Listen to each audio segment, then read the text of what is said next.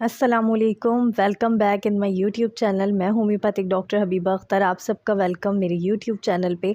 सबसे पहले तो आप सबका बहुत शुक्रिया मेरी प्रीवियस वीडियोस को लाइक करने के लिए, उन पे अच्छे कमेंट्स करने के लिए। Thank you so much.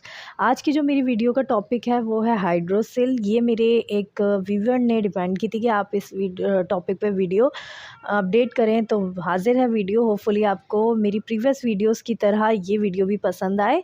तो चलें स्टार्ट करते हैं वीडियो। देखिए, हाइड्रोसिल वाली जो कंडीशन है ये हार्मफुल नहीं है, क्योंकि ये कोई इसकी वजह से कोई सीवियर कोई बड़ी बीमारी नहीं होती, कोई सीवियरिटी नहीं पाई जाती इस कंडीशन में। बट ये एम्बैरेसिंग कंडीशन होती है और अनकंफर्टेबल कंडीशन होती है मेल्स के लिए।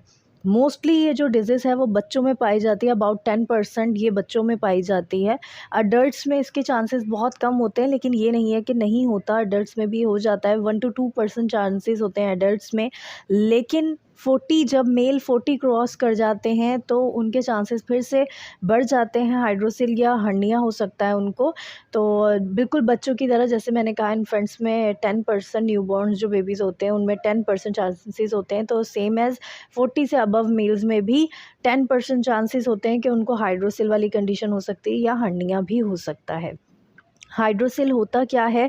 हाइड्रोसिल एक ऐसी कंडीशन है, जो टेस्टिस हैं वो एक बेसिकली पाउच टाइप में होते हैं। एक मेम्ब्रेन होती है जिसको ट्यूनिका वेजाइनलिस कहते हैं। अगर उसमें फ्लूइड भर जाए, उसमें फ्लूइड नेचुरली फ्लूइड मौजूद होता है, लेकिन अगर उसमें एब्जॉर्प्शन ना हो रही हो फ्लूइड की, क्योंकि वो फ्लूइड जो है वो यानी ज़ाया भी होता है, बाहर की तरफ भी निकलता है जब आप यूरिनेट करने जाएँ या वैसे भी। तो अगर वो ना निकले, वो फ्लूइड ज़ाया ना हो या फ्लूइड की एब्जॉर्प्शन ना हो रही हो, तो जिसकी वजह से वो वहाँ पर जमा होना शुरू हो जाता है, एक्यूमुलेट होना शुरू हो जाता है, जिसकी वजह से हाइड्रोसिल वाली कंडीशन हो जाती है। अब इसके कॉजेज़ क्या-क्या हैं? इसके कॉजेज़ सबसे पहला तो एक मेम्ब्रेन का है, क्योंकि जो एक मेम्ब्रेन होती है, थिन सी मेम्ब्रेन होती है जो इंग्वाइनल कैनाल से अटैच्ड होती है। अगर वो मेम्ब्रेन ओपन रह जाए, उसकी वजह से फ्लूइड जो होता है, एब्डोमिनल फ्लूइड जो होता है, वो वहाँ पर आकर जमा हो जाता है, जिसकी वजह से आपको ये कंडीशन हो सकती है। लेकिन अगर वो जो मेम्ब्रेन है वो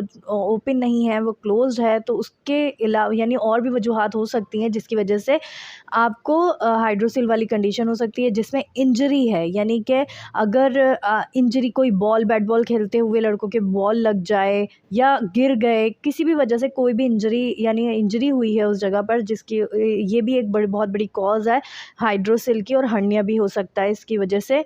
इसके अलावा इन्फेक्शन है टेस्टिस का, अगर ऑर्काइटिस जिसे हम कहते हैं, या ऑर्चाइटिस भी बोलते हैं कुछ लोग, तो अगर वहाँ के टेस्टिस के इन्फेक्शन हो जाए, जिसकी वजह से भी आपको हाइड्रोसिल वाली कंडीशन हो सकती है। और एक और कॉज है, वो बहुत ही रेयरली देखने में आता है, अगर किसी को गुनोरिया क्रॉनिक गुनोरिया रहा है, जिसकी वजह से उसको इन्फेक्शन हो गया और फिर इन्फेक्शन के बाद उनको हाइड्रोसिल वाली कंडीशन हो सकती है, लेकिन ये बहुत ही रेयरली होता है। मोस्ट कॉमनली हमें बहुत ही आम हाइड्रोसिल नज़र आता है, जो आपको मैंने प्रीवियस कॉजेज़ या उसके सिम्टम्स बताए। बाज़ दफ़ा हाइड्रोसिल वाली जो कंडीशन होती है विदाउट मेडिकेशन क्योर हो सकती है। यानी अगर आपको मोस्टली बच्चों में या एडल्ट्स, मोस्टली एडल्ट्स में, बच्चों में नहीं, बच्चों में मेडिसिन लेनी पड़ जाती है, लेकिन मोस्टली एडल्ट्स में अगर हाइड्रोसिल हुआ है तो वो कुछ वक्त के बाद ऑटोमेटिकली वो क्योर हो जाता है, मेडिकेशंस की ज़रूरत नहीं पड़ती। और बाज़ दफ़ा बच्चों में भी मेडिकेशंस की ज़रूरत नहीं पड़ती, स्लो वो चीज़ ख़त्म हो जाती है, लेकिन मोस्टली बच्चों में मेडिकेशंस की ज़रूरत पड़ती है। अब हम बात करते हैं इसके साइन एंड सिम्टम्स में। इसके साइन एंड सिम्टम्स कोई भी इतने ज़्यादा नहीं हैं, बहुत ही कम साइन एंड सिम्टम्स है। सबसे पहली चीज़, ये पेनलेस होता है, बहुत ही कम पेन नज़र आता है जब सूजन बहुत ज़्यादा बढ़ जाए, जब इन्फ्लेमेशन बहुत ज़्यादा हो जाए, इन्फेक्शन बहुत ज़्यादा हो जाए, जिसकी वजह से पेन हो सकता है, लेकिन ये मोस्टली पेनलेस होता है। जो स्क्रोटम होता है, जो टेस्टिस होते हैं, वो स्वाइल हो जाते हैं, इनलार्ज्ड हो जाते हैं, बल्की हो जाते हैं। तो ये कुछ इसके सिम्टम्स थे जो कि मैंने आपको बताए। मेल्स को डिस्कम्फर्ट फील होता है। इसके अलावा ज़ाहिर एम्बैरेसिंग कंडीशन होती है, लेकिन अगर ये क्योर नहीं हो रहा, ख़ुद ही क्योर नहीं हो रहा, तो आपको मेडिकेशंस की ज़रूरत पड़ती है। लेकिन यहाँ पर हमारे पास कुछ होम्योपैथिक मेडिसिन्स हैं जिनके ज़रिए आप क्योर हो सकते हैं, बहुत ज़्यादा इफ़ेक्टिव हैं।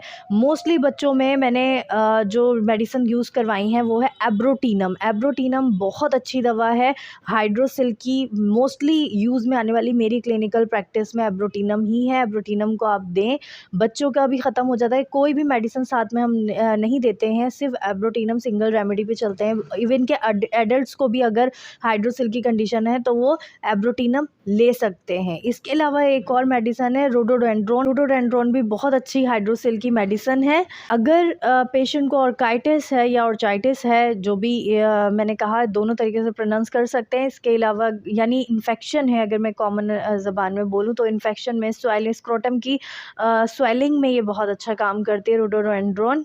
एक मेडिसिन है क्लेमेटिस एरेक्टा। ये जैसे कि मैंने आपको बताया जो बहुत ही रेयर सिम्टम था कि अगर किसी को क्रोनिक गोनोरिया रहा है, उसकी वजह से इन्फेक्शन हुआ है और फिर उसके बाद हाइड्रोसिल वाली कंडीशन हुई है, तो ये उस वक्त मेडिसिन बहुत अच्छा काम करती है। ग्रेफाइट बहुत अच्छा काम करती है, ये फ्लूइड को ड्राई करती है। आप अगर एब्रोटिनम दे रहे हैं, वैसे एब्रोटिनम भी फ्लूइड को ड्राई करने का काम अंजाम देती है, लेकिन अगर बीच बीच में आप चाहें तो ग्रेफाइट 200 का एक डोज भी दे सकते हैं। इसके बाद एक और मेडिसिन है आर्निका मोंटाना। जैसे कि मैंने कहा कि जो होम्योपैथ से रिलेट है उनको समझ आ गया होगा जैसे मैंने इस मेडिसिन का नाम लिया, लेकिन जो इससे रिलेट नहीं करते उनको मैं बता दूं, अगर इंजरी की वजह से आपको कोई भी प्रॉब्लम, किसी भी किस्म की आपको प्रॉब्लम है और वो उसका कॉज जो है वो इंजरी है, सिर्फ हाइड्रोसिल नहीं, कोई भी आपको प्रॉब्लम हुई है और उसका जो कॉज था, जो वजह था, वो इंजरी बनी थी यानी चोट बनी थी, तो उस वक्त आर्निका मोंटाना बहुत अच्छा काम करती है। तो अगर आपको बैट बॉल खेलते हुए या किसी भी इंजरी की वजह से आपको हाइड्रोसिल वाली कंडीशन हुई है, कॉज इंजरी है, तो आप आर्निका मोंटाना 30 पोटेंसी में ले सकते हैं, ये बहुत अच्छा काम करेगी। एक और होम्योपैथिक मेडिसिन है, बायोकेमिक है, जिसका नाम है नेट्रम म्योर। नेट्रम म्योर आप कोई भी मेडिसिन लें एज पर सिम्टम्स जो मैंने आपको प्रीवियसली बताई, लेकिन नेट्रम म्योर 6x या 12x में आप यूज़ कर सकते हैं। एडल्ट खासतौर पर जो न्यूबॉर्न्स होते हैं उनको तो एक एक गोली दे सकते हैं आप पानी में, नीम गर्म पानी में घोलकर।